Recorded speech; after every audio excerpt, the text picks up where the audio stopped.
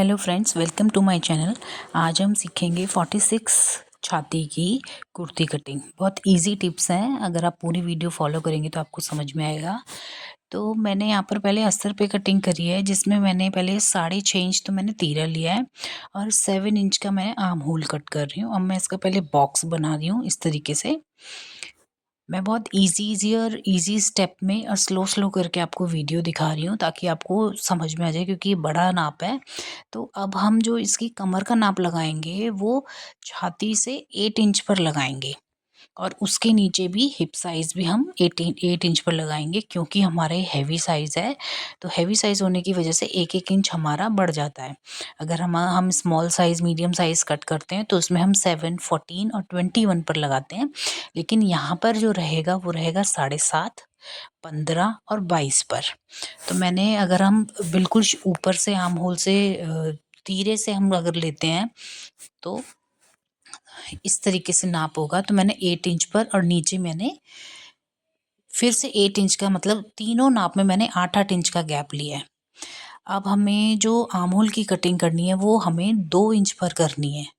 2 inch पर करते हुए हमारा जो आर्म होल आना चाहिए पूरा, अगर मैं मिलाऊंगी तो 10.5 आना चाहिए।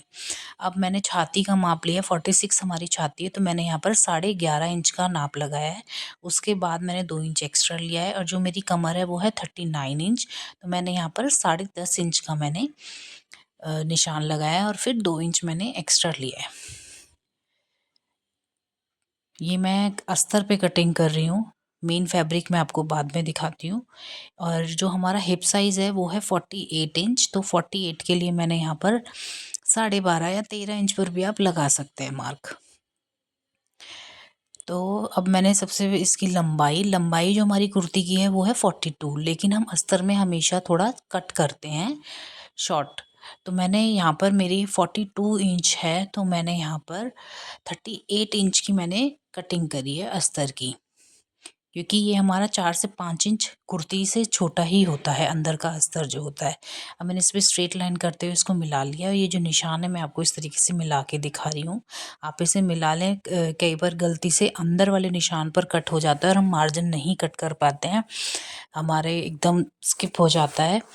तो इसलिए आप निशान ज़रूर लगाएं। और ये 2 इंच का जो मैंने निशान लगाया था कॉर्नर से आर्म होल पर, इसको आपने इस तरीके से गोलाई दे देनी है और आपने माप के देखना है। तो ये 10.5 बैठना चाहिए।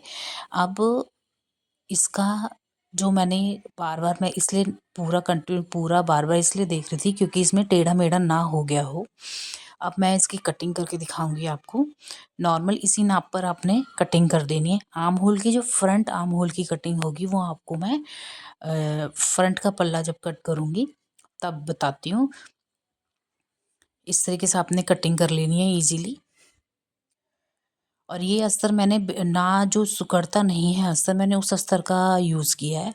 जो आप अगर बिल्कुल प्योर कॉटन का अस्तर लेंगे तो वो हर वॉश पे सिकुड़ता है, इसलिए आप थोड़ा सा मिक्स कॉटन लेंगे, अस्तर लेंगे, तो उससे आपका ना ही तो कपड़ा श्रिंक करेगा, ना ही अस्तर श्रिंक कर देगा और ये अच्छा रहता है। इस तरीके से मैंने कटिंग करी है। अब मैंने पीछे के पल्ले को नीचे मोड़ के रख दिया और फ्रंट के पल्ले को रखा है। मैं ऊपर की तरफ से, इस तरफ से ऊपर की तरफ से 1.5 इंच का निशान लगाते हुए यहाँ पर निशान लगाऊंगी। अब इसकी जो गोलाई होगी वो गोलाई ये रहेगी, जो हमारा ऊपर से कट दिया हुआ है और नीचे तक कट दिया हुआ है, इस कट से गोलाई आपने शुरू करनी है। अगर आपके पास आर्म होल स्केल हो तो आप उससे भी रख के कर सकते हैं। मेरे पास वो भी था, लेकिन मैं ऐसे ही करना प्रेफर करती हूँ। इस तरीके से मैंने इसको कट दे दिया और ये आपका परफेक्ट बैठेगा 46 छाती पर। ये फ्रंट का पल्ला है हमारा। F और B ज़रूर लिख लें, कई बार समझ में नहीं आता है। इस तरीके से मैंने निशान लगाए 46, 39 और 48। ये हमारा अस्तर रहेगा।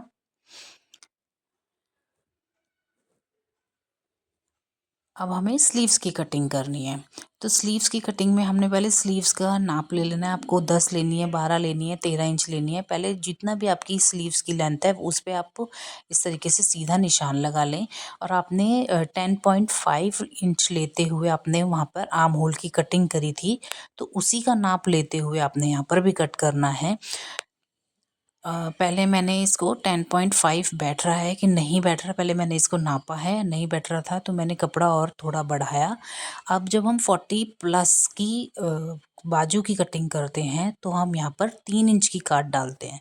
तो मैंने 3 इंच लेते हुए लेंथ पर से 10.5 इंच का निशान लगाया, फिर 2.5 इंच मैंने एक्स्ट्रा लगाया। जो हमारे आगे की गोलाई रहेगी वो यहाँ पर मैं 6 इंच ले रही हूँ, आपकी जितनी हो आप उतनी ले सकते हैं। और फिर मैंने शेप पट्टी का इस्तेमाल किया है। शेप पट्टी से हमारा जो एक्स्ट्रा मार्जिन या एक्स्ट्रा हमारा कपड़ा इकट्ठा हो जाता है वो नहीं होगा। अगर हम स्ट्रेट पट्टी से कट करते हैं तो हमारा एक्स्ट्रा ज़रूर रहता है। आप ये शेप पट्टी से हिप कव जो वाले शेप पट्टी आती है आप उससे कव कीजिए। अब इसको कर्व करने का मैं आपको एक तरीका बताती हूँ, बिना स्केल के भी आप कर सकते हैं। ऊपर से 2 इंच छोड़ते हुए आपने ऐसे डॉट डॉट करके आप धीरे हल्के हाथ से ऐसे निशान बनाइए और इस तरीके से मतलब हल्का सा घुमाव देते हुए आपने ऐसे करना है। ये हमारा परफेक्ट बैठता है। ये मैंने 3 इंच की गोलाई दी थी। मेरी लेंथ हमारी ये जो स्ट्रेट लाइन मैंने पहले खींची हुई वो इतनी मेरी लेंथ है, वहाँ से मैंने 3 इंच पे ये गोलाई दी है बाजू की। अब मैं इसे कट करके दिखाऊंगी आपको। ये मैं दोनों बाजू एक साथ इकट्ठी रख के कट कर रही हूँ और जो इसकी आगे की काट डलती है वो भी मैं आपको भी बताती हूँ, वो भी बहुत ईजी तरीके से हो जाती है।